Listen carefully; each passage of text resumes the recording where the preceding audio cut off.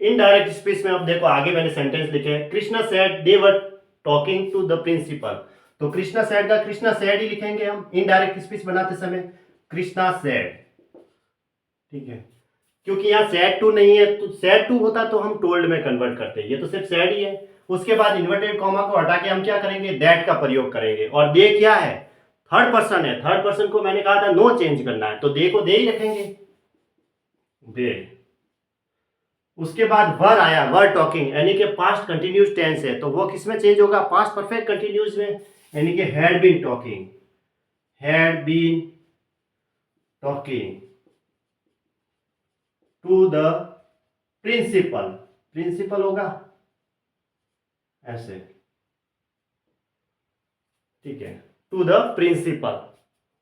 C said to me I am right but you are wrong, तो she said to को हम क्या इसमें कन्वर्ट करेंगे, टोल्ड में, सी टोल्ड मी, है ना। और इन्वर्टेड कॉमा हटा के हम उसकी जगह दैट का प्रयोग करेंगे। आई किसके लिए आया है, आई को हम चेंज करेंगे क्योंकि आई फर्स्ट पर्सन आता है, फर्स्ट पर्सन सब्जेक्ट के अकॉर्डिंग चेंज होगा। सब्जेक्ट क्या है यहाँ पे, सी। ठीक है, सब्जेक्ट यहाँ पे सी है, रिपोर्टिंग वर्ब में, क्योंकि आई है वो सब्जेक्ट के अकॉर्डिंग चेंज होगा। सी है तो फिर हम सी लिखेंगे, सी। एम राइट, एम है वो सिंपल प्रेजेंट टेंस का है, तो एम का मैंने कहा था वाज करना है, सिंगुलर है तो फिर वाज करेंगे। सी एक ही है, सी तो वह मतलब एक सिंगुलर ही होता है, सिंगुलर नॉमिनेटिव केस है, तो यहाँ पे वाज आएगा न कि वर, है ना। वाज का प्रयोग करेंगे, पास्ट टेंस में कन्वर्ट करना पड़ेगा इनडायरेक्ट बनाते समय। She was right but you क्या, देखो बट यू आर रॉन्ग लिखा हुआ है, आर के पहले यू आया है। यू क्या है, सेकेंड पर्सन है, सेकेंड पर्सन किसके अकॉर्डिंग चेंज होगा, ऑब्जेक्ट के अकॉर्डिंग चेंज होगा। ठीक है, ऑब्जेक्ट क्या है यहाँ पे, वर्ब के बाद इसमें ऑब्जेक्ट दे रखा है, रिपोर्टिंग वर्ब में मी। ठीक है, तो मी के अकॉर्डिंग चेंज होगा।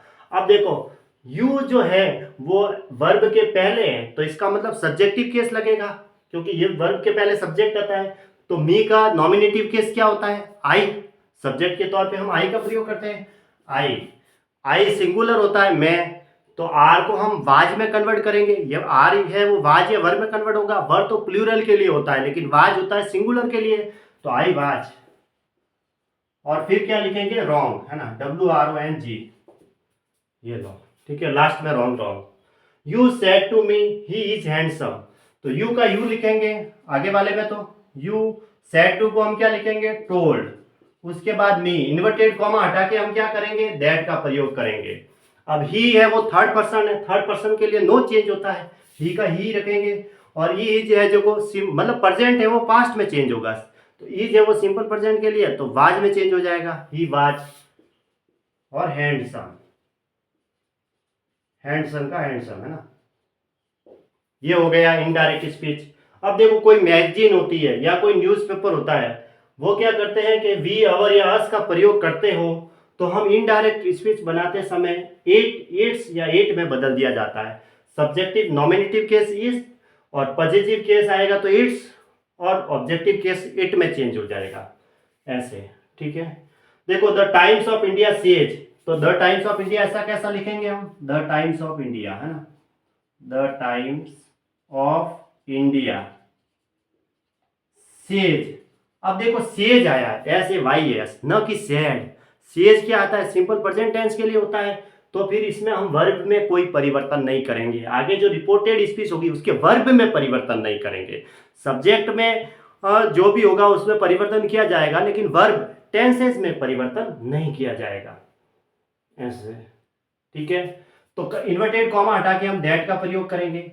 अब देखो वी आया है, ठीक है, वी होता है फर्स्ट पर्सन, आई यानी मैं, वी यानी हम, वी प्लूरल होता है और आई सिंगुलर होता है बस, लेकिन आते तो सारे फर्स्ट पर्सन में है।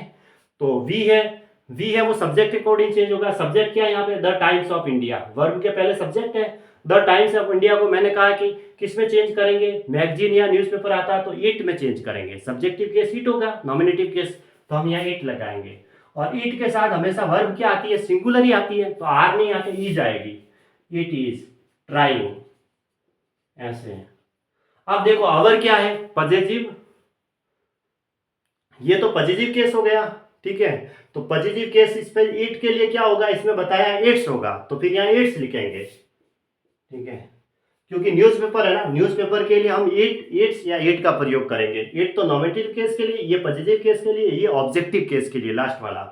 तो ये अवर क्या है, पॉजिटिव है, तो फिर इसके लिए क्या आएगा, पॉजिटिव केस इट्स आएगा।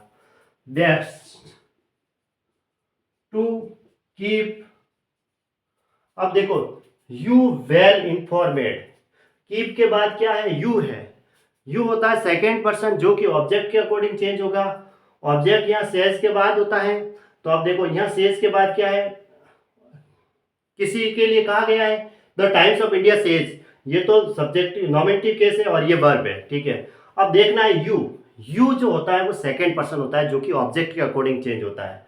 अब यहाँ पे टाइम्स ऑफ इंडिया की बात हुई है, तो इसका जो ये नॉमिनेटिव केस है और ये पॉजिटिव केस है, तो ये ऑब्जेक्टिव केस हुआ, ठीक है।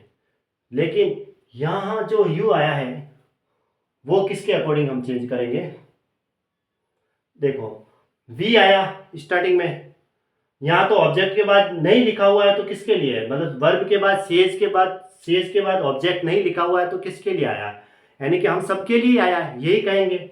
ऐसा तो है नहीं, the times of India says, तो सेज किसको कहेंगे, पूरी पब्लिक के लिए ही कहेंगे, हम सबके लिए, है ना। द टाइम्स ऑफ इंडिया सभी को कहना चाहता है। तो फिर वर्ब के बाद यहाँ पे क्या है, यू सेकेंड पर्सन है जो कि ऑब्जेक्ट के अकॉर्डिंग चेंज होगा। तो वी का ऑब्जेक्टिव केस क्या होता है, अस होता है, तो फिर हम क्या लिखेंगे यहाँ पे, अस लिखेंगे ऐसे। वेल इंफॉर्मेड, वेल इंफॉर्मेड का वेल इंफॉर्मेड, यहाँ अस क्यों आया, देखो वर्ब के बाद ऑब्जेक्ट होता है, ठीक है, वर्ब के बाद ऑब्जेक्ट है यू, तो यू जो होता है सेकेंड पर्सन होता है जो कि ऑब्जेक्ट के अकॉर्डिंग चेंज होता है। अब इसमें ऑब्जेक्ट क्या है, the times of India says, says किसी को, सेज के बाद ऑब्जेक्ट होता है, किसी हमको ही कहेंगे, टाइम्स ऑफ इंडिया जो कहना चाहता है कि हम अपनी बेस्ट क्वालिटी देंगे, जो भी है वो हम सबको कहना चाहता है। तो फिर यहाँ ऑब्जेक्टिव केस वी मतलब वी तो हो गया नॉमिनेटिव केस, वी का जो ऑब्जेक्टिव केस होगा वो क्या होगा, अस ही होगा, तो हम यहाँ अस लगाएंगे, ठीक है। वेल इन्फॉर्मेड, वी होता है नॉमिनेटिव केस, अवर होता है पॉजिटिव और अस होता है ऑब्जेक्टिव केस।